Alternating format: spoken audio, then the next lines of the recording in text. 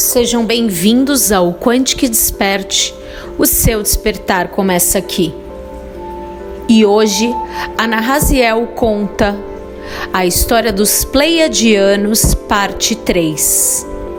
Gratidão.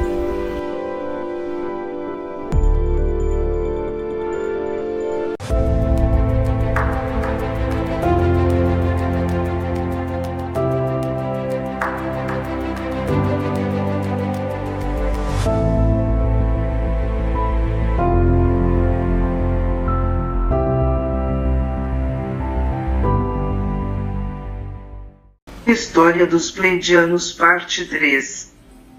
Ana Raziel, comandante da frota estelar da Grande Fraternidade Branca.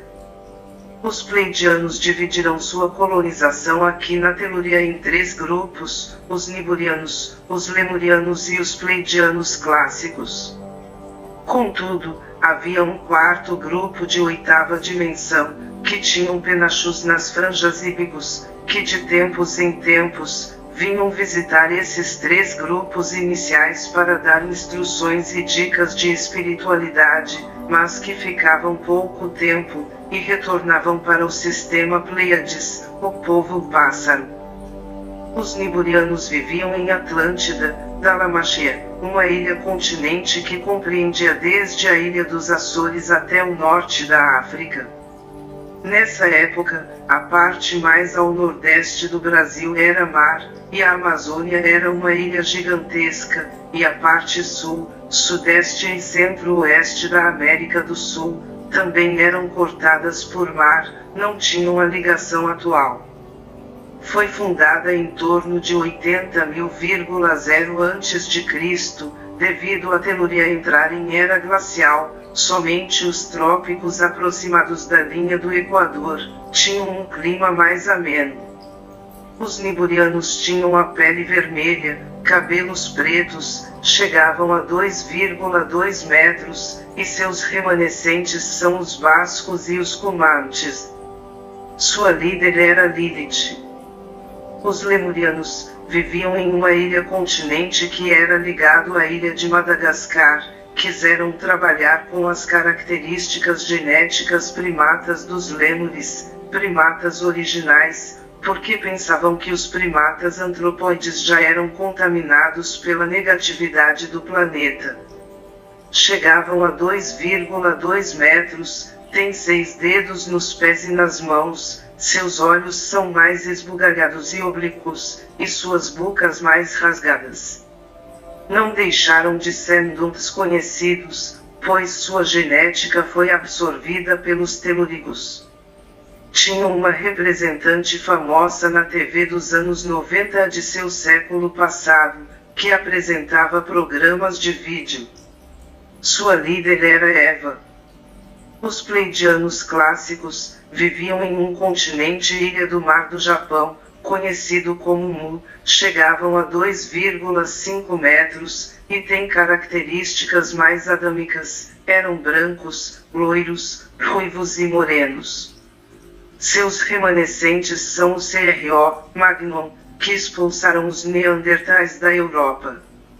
Mas tinha um grupo que colonizou a Índia e a Mesopotâmia, os arianos, de pele mais morena, e características dos atuais hindus. Seu líder era Adão. As eras glaciais aqui em Telúria ocorrem em média a cada 75.000 anos, porque o sistema solar entra no rastro de poeira estelar do centro da Via Láctea. Lembrem-se que estamos em um dos reinos, braços de poeira, ocasionados pelas estrelas centrais do núcleo da galáxia, e passamos por lá a cada 275 milhões de anos, sempre fazendo movimentos harmônicos ondulatórios. Os Pleiadianos, para viverem em paz em Telúria, resolveram fazer acordos com os Arcones, um grupo reptiliano que se assemelha às cobras telúricas, mas são humanoides, e chegam a 1,8 metro de altura. Uns têm características de suas neidas e outros de suas cobras lisas comuns.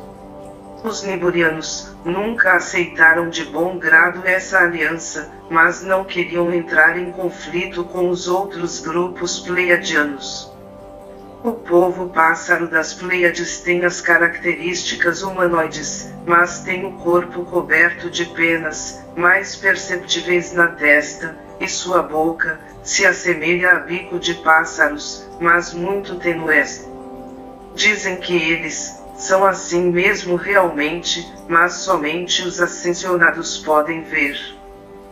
Como são de oitava dimensão, cobriam os 500 anos-luz de distância que nos separam das Pleiades em um tempo mais curto, cerca de 2 anos. Então faziam um elo de ligação entre as colônias aqui em Telúria, passando as informações de lá para cá e vice-versa. Os Atlantes eram mais avançados tecnologicamente, então descobriram que o degelo iria prejudicar essas ilhas continentes, ficariam cobertas pela água do mar, submersas. Isso em torno de 12.000 anos antes de Cristo. Lilith, líder dos niburianos, foi procurar Eva, a líder dos lemurianos, e Adão, líder dos pleiadianos de Mu.